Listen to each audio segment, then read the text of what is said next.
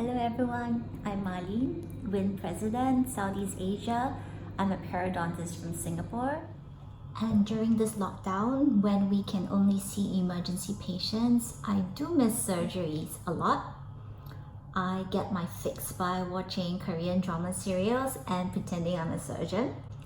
But the most useful way is actually for me to look at the ITI Academy, where there are lots of videos on surgical techniques, and my current interest is on the sinus, and I am really curious to know which one is better.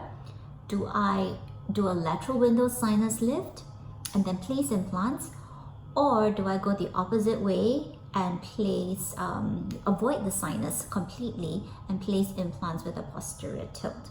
There is a position paper available that you can read up on. I highly recommend these 3 things to look up on, and do have a look and tell me what you think.